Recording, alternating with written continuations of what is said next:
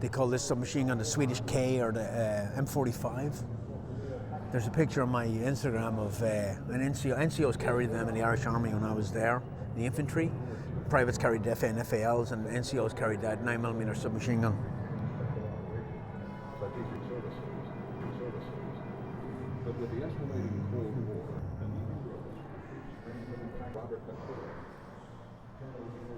Getting into the Vietnam stuff now. This is Korea. This is Vietnam. The M60 machine gun here. The M16, A1, and the M79. We were still using these M79 grenade launchers in Iraq in 2006, 2007. As you know, you're on the roof as a sniper. It just gives you a little bit of indirect firepower with a 40mm grenade.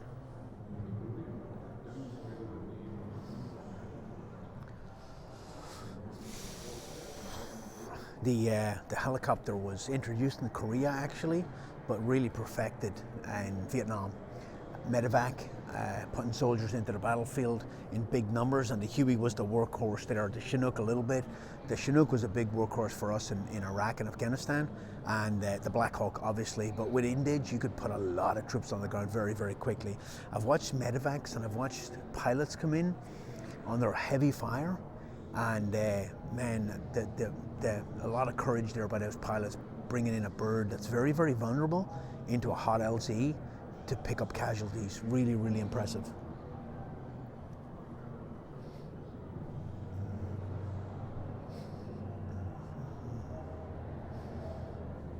They have this thing now, like the golden hour. A lot of people probably know what it is, but basically if somebody gets shot or wounded on the battlefield, if you can get them back to some sort of higher level of care within an hour, his chances of surviving are massively, much higher. And helicopters help to facilitate that.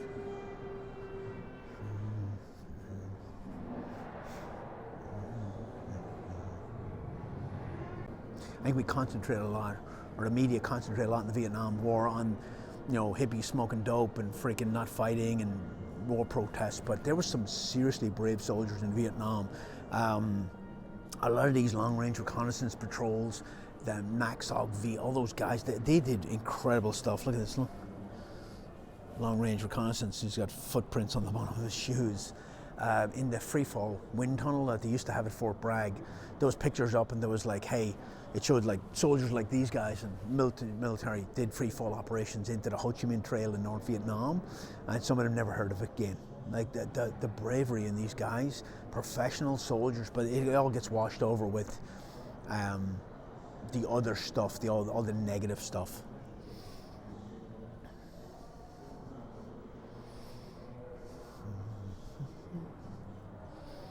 So Colonel Nick Rowe, he wrote a book called 5 Years to Freedom. He set up SEER School here at Fort Bragg.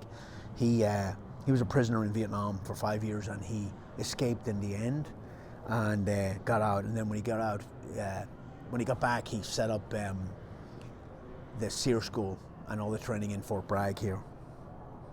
He was killed in 1989. He was assassinated in the Philippines. He was still working over there. This here looks really weird if you don't understand the context.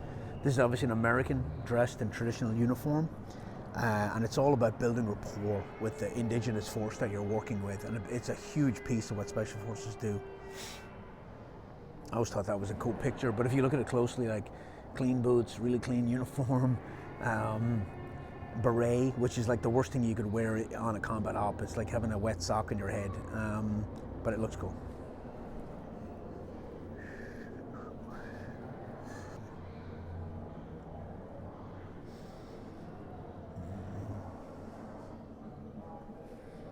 This is the Kurt Muse rescue in Panama during the invasion. Is Delta Force, and if you look at the kit and the gear, I was actually around this time. The flashlight taped to the rifle did that. These guys improvised and made it work. If you look up above you, you have the Little Bird coming in. I've worked on Little Birds. I've flown on Little Birds. I've flown on that bench seat. It's actually really thrilling. It's really cold in the winter too. But if you look at the pilot there on the left side with his left hand, that's the collective, and it makes the bird go up and down or left or right or something, I don't really know. But I remember getting a briefing from 160 in aviation, and the guy was like, if you think you're falling, do not grab that. If you grab that, we all die. And I was like, noted. And we're clipped in when we're up there, but then when you get close, you clip out and you do a lip landing or you fast rope from the bird. Awesome platform, very vulnerable, but very quick to get in and out, especially with the 160th pilots. They're so talented. This is what night vision used to look like. This is like a Simrad, I think it's called. But back in the day, this is how you turned your day scope into a night scope. And people complain now that night vision is too heavy. The old bump helmet, before we got the ones we have, it was just to protect your head from cranking your head on something, not ballistic protection. And then the early version of this SAW, this was called a Minimi. It was the early SAW version. He's got that backpack full of rounds running into it.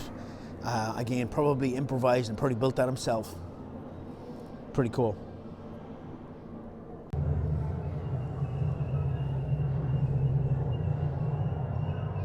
It's funny, I'm just trying to figure out where that is because I lived in this city for a very long time. I'm just trying to orient myself. I've done minigun courses in Dillon. A pretty cool gun. We used to have these on our trucks, and honestly, a lot of times people won't even shoot at you if you have miniguns in your truck because they don't want any of that. This is the Somalia memorial. This is a piece of one of the Super 6-1, one of the birds that got shot down. How they retrieved that? That's actually pretty interesting, I guess. Yep, looks like Somalia.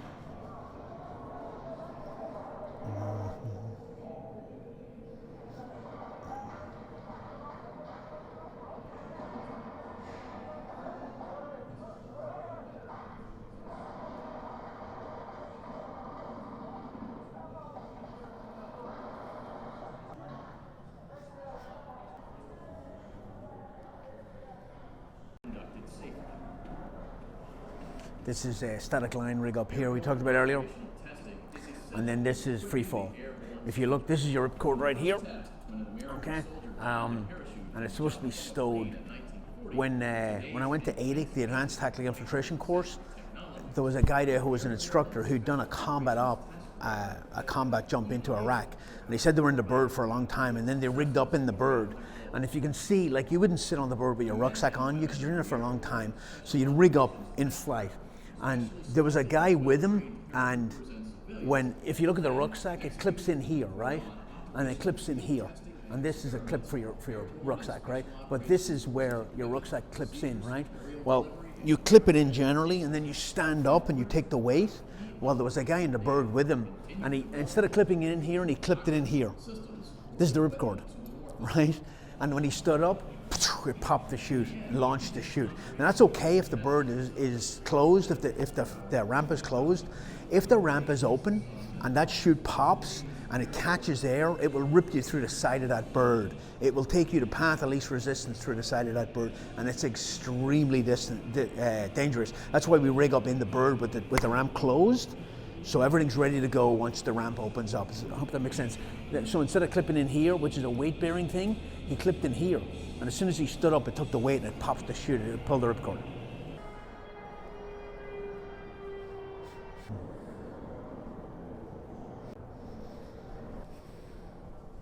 The RPG, the people think it's such a phenomenal round.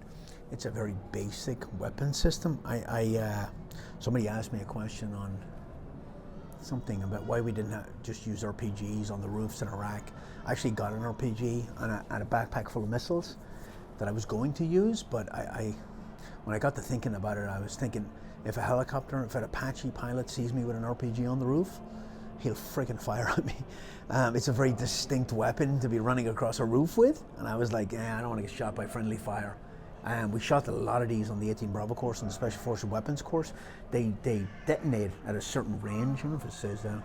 They blow up themselves. So we would shoot them, elevate them, and just launch them up in the air, and they'd explode at a certain range. Pretty effective, pretty devastating, but kind of an old system.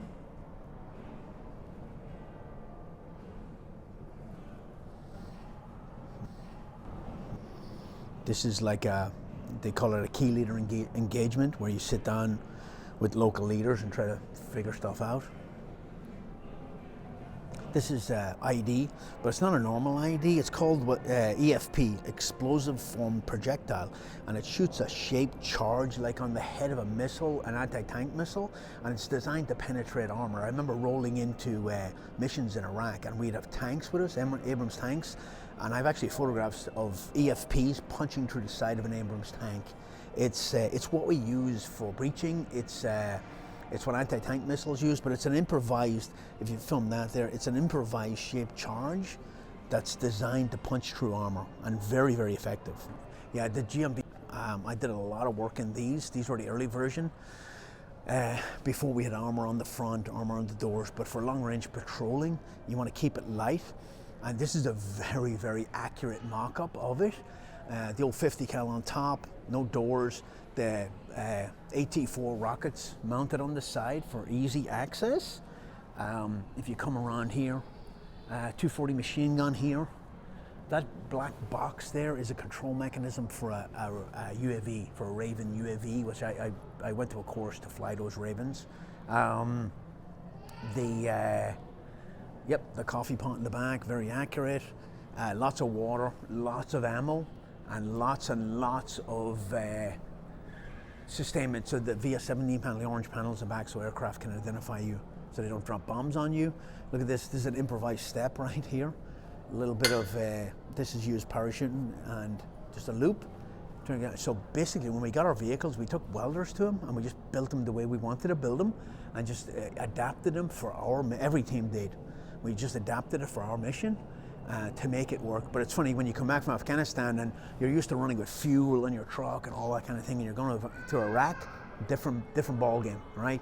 You don't want fuel in Iraq. You're not that far away from a base, and you're not in as much of a remote area. So let's not help the IED. Let's take the fuel off the side. Yeah, a lot of firepower, but still pretty vulnerable. You see the ammo up on the top with the Pringles, but they're all ammo cans back there for the 50 cal. And sometimes we'd have a tail gun or two in the back with one of these machine guns in the back. You can see on the butterfly grip on the 50 cal, it's hard to see, but there's a bullet stuck in there, and that's keeping the trigger from being pressed, because you press down on that trigger, and if the driver hit the brakes suddenly, you could fly forward and hit that trigger accidentally. So guys would stick a bullet in underneath to keep it from firing, and then if something happened, you just pop it out and the gun's ready to go.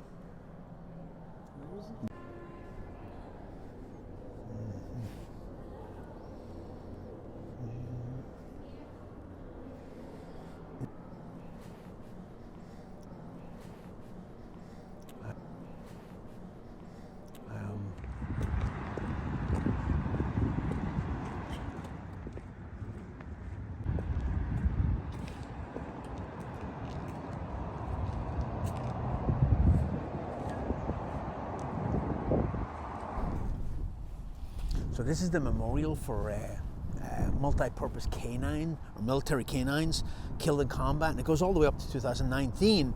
But here, Vinny, sit. This is where Vinny got his name here. This is Vinny in 2007. I was on that mission, Mike Glover, and he attacked a suicide bomber and probably saved.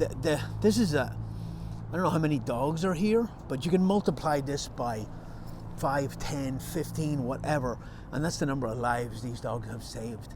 They have saved countless lives, and I know from experience that if Vinny was not there that night, we'd have lost a bunch of people, and just selfless service.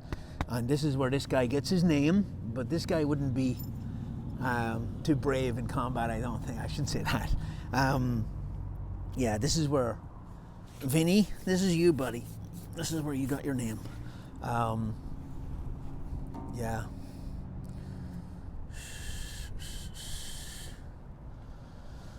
Okay. You good, buddy? These dogs absolutely love their job. They loved it. It's like playing fetch, but with people.